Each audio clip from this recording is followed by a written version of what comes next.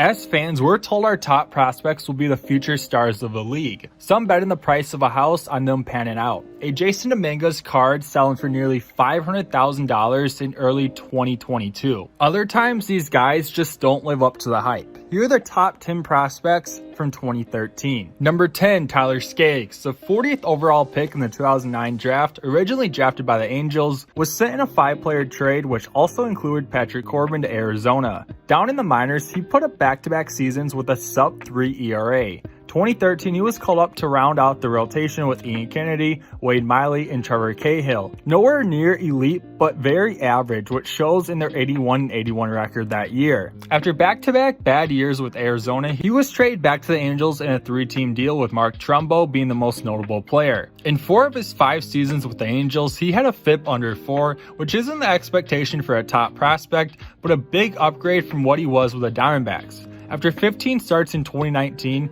he unfortunately passed away due to multiple drugs in his system. Number 9, Garrett Cole. You know you're good when you can be developed well after being with the Pirates system. The number 1 overall pick in 2011. Although finishing 4th in Cy Young in one season, he was still never able to fully show off what we know Garrett Cole can do in Pittsburgh. In 2018, he was traded for a return of 4 players, which included Joe Musgrove. Cole went on to finish 2nd in Cy Young voting to his teammate Justin Verlander. His postseason performances were for the most part Garrett Cole-like, except for Game 1 in the World Series. After his second incredible year in Houston, he was the biggest free agent in his class. And like most big free agents, the Yankees scooped him up for 9 years, $324 million, the most ever for a pitcher, at least for now. His 2021 wildcard performance earned him a lot of slack from even the fans in New York. He's still been one of the game's best with the Yankees, but hasn't put up a season like he did in 2019. Cole will look to go along with Cortez and Rodon to win his first title in the Yankees, their 28. Number 8, Zack Wheeler, the 6th overall pick in 2009 by the Mets. He was fine with the Mets in his first 2 seasons, but his career took a turn after 2014. Before the 2015 season started, it was announced that he would need Tommy John surgery, and the Mets expected him back in the middle of 2016.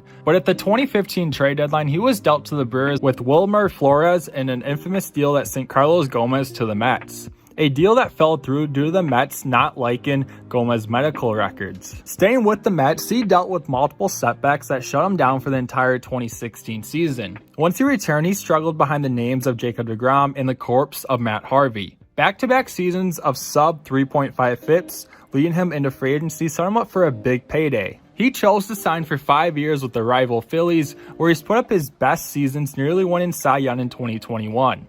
His pitching in the 2022 NLCS helped the Phillies advance over the Padres, but struggled letting his team fall down 5-0 in Game 1 and then give up the 2 runners on base that led to this home run in Game 7. Number 7, Jose Fernandez. In the 2012 season, Fernandez only pitched in single and advanced A before making the opening day roster the very next season. To skip AAA doesn't happen too often, but skipping AA too? No wonder the hype was through the roof for him. He showed exactly why he was in the bigs his rookie year, starting 28 games with a sub-1 whip, an all-star appearance, rookie of the year, and finishing only behind the names of 2 future Hall of Famers, Clayton Kershaw and Adam Wainwright. He also led the league with only 5.8 hits per 9. He didn't only establish himself as the ace of the Marlins, but one of the better pitchers in baseball. An early season injury led to him only pitching 8 games in 2014, and the same injury kept him out until July of 2015, which equaled another shortened season. He started out the 2016 season as the Marlins' number 2, but was still clearly their best pitcher. He'd pitched 29 games with a 2.3 FIP and making his second All-Star appearance and his second full season.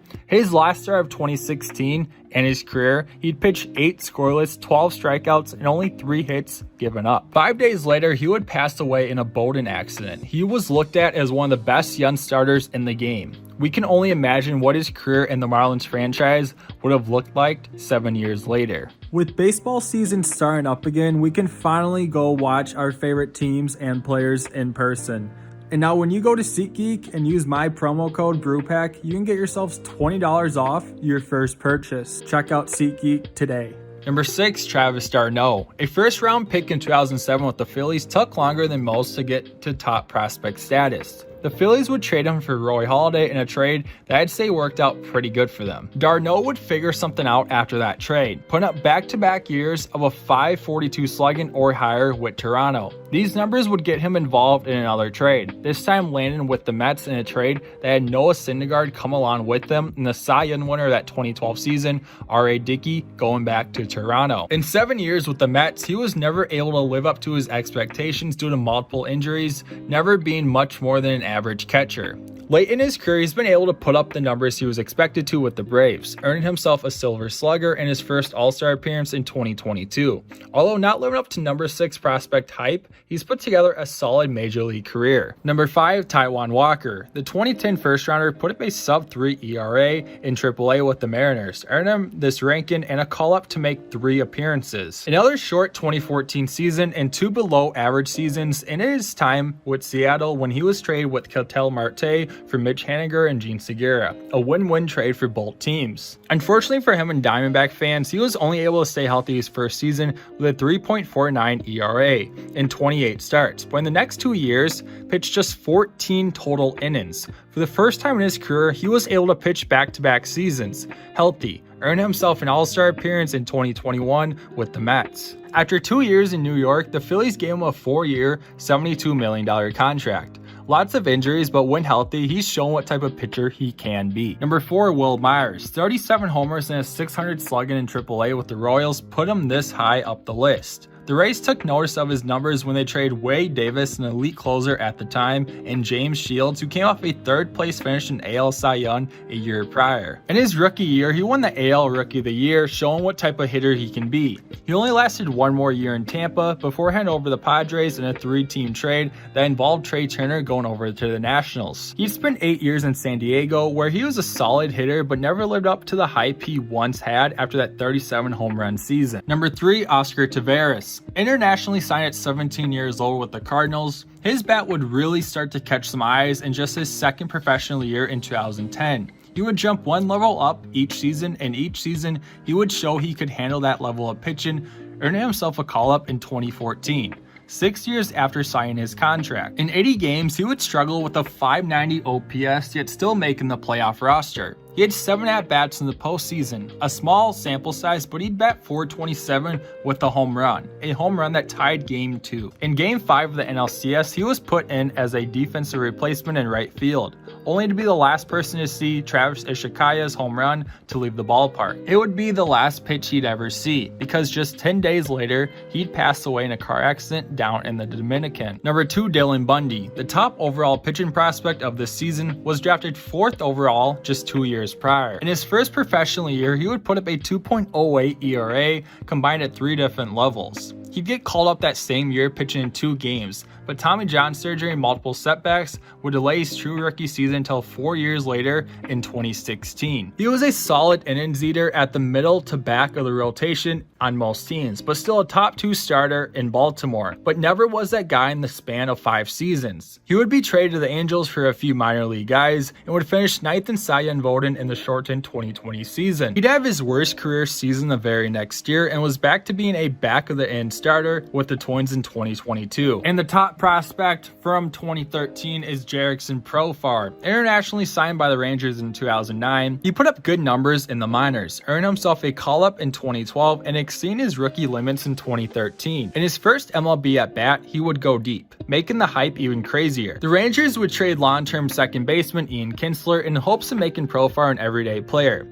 He was anything but, missing all of the 2014-2015 season due to a shoulder injury and multiple setbacks. Profar would get called up in 2016 to replace Odor, who was suspended for this. In 2017, he would spend more time in the minors due to being beat on the roster by 2 below-average players. Finally, in 2018, he would play his first full major league season, putting up a 107 WRC plus in his final year in Texas. He'd be traded to the A's for a season where he was an average utility player and then traded again the next year to the Padres, where in 2 of his 3 seasons there would put up his best numbers mostly as a left fielder. He's still only 30 years old, and as other players have done, he could figure it out later in his career with a new team. All of these 10 players were at least quality big league guys, except for Tavares, who sadly never got the chance to be. 3 became star pitchers, and 1 became arguably the best pitcher in the game for a few seasons. 3 others passed away way too soon. Sometimes the experts don't always know it all. They'll have players like this outside of the top 50. 3/4 of the way to a cycle now for Nolan. High fly ball, deep left field, way back. Oh, and by the way, that's a cycle. Walk-off cycle.